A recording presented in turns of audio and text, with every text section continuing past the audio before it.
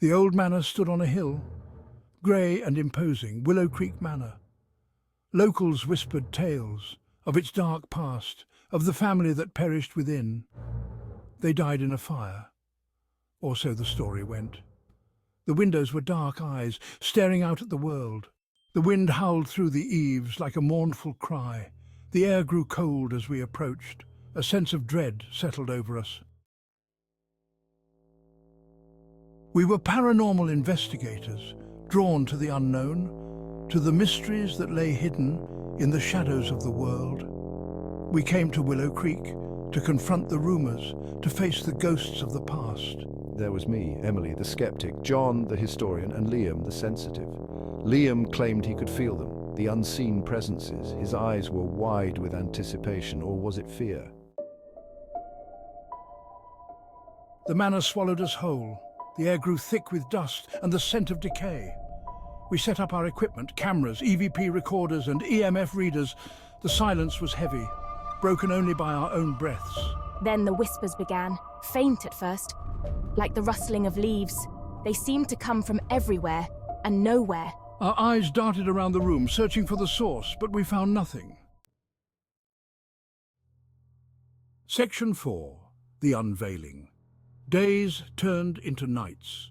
We explored every corner, every shadow.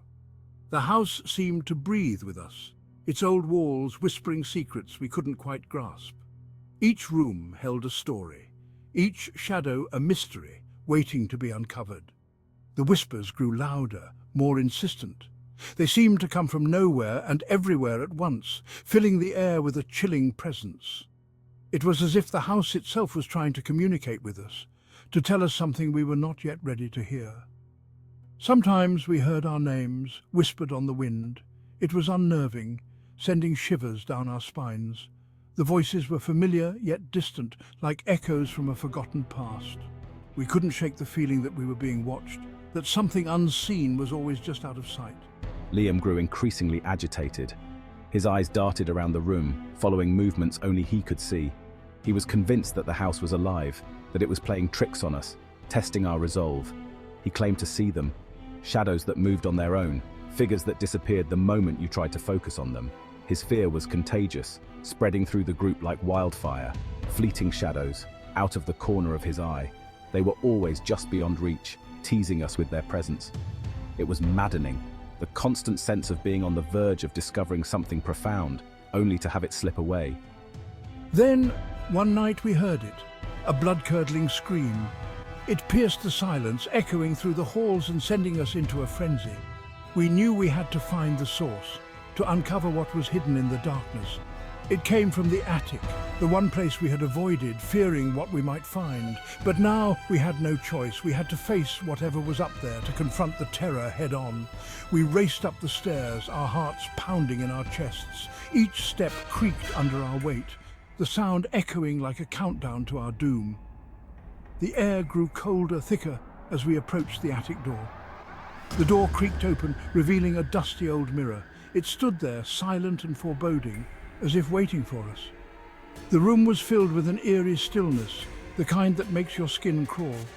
And in its reflection, we saw her, a ghostly figure, her eyes filled with sorrow and longing. She seemed to be trapped, reaching out to us for help. It was a moment of revelation, the unveiling of the house's darkest secret. Section 5. The Entity's Revelation. This is where the story takes a chilling turn. A woman, pale and gaunt, her presence was haunting. Her eyes burned with a cold fire, a fire that seemed to pierce through the very soul. She reached out from the mirror, her movements slow and deliberate, her long bony fingers scraping against the glass, creating an eerie sound that echoed through the room. We stumbled back in terror, our hearts pounding in our chests. Liam cried out, his voice filled with fear and recognition. He recognized her from his visions, the ones that had haunted him for years. She was the lady of the house, a figure from a bygone era, the one who perished in the fire, a tragic event that had left its mark on the house. But she wasn't a victim. Her smile was sinister, her intentions unclear. She was a prisoner, trapped in this house by her husband, her spirit unable to find peace. The journal we found detailed her torment, revealing secrets long buried. As the candle flickered, we knew we had to uncover the truth, no matter the cost. Section 6. The Pact. This chapter unveils a chilling tale of desperation and haunting promises. She needed our help to break free, to escape her tormentor. Her husband's spirit, a relentless force that kept her bound to this world.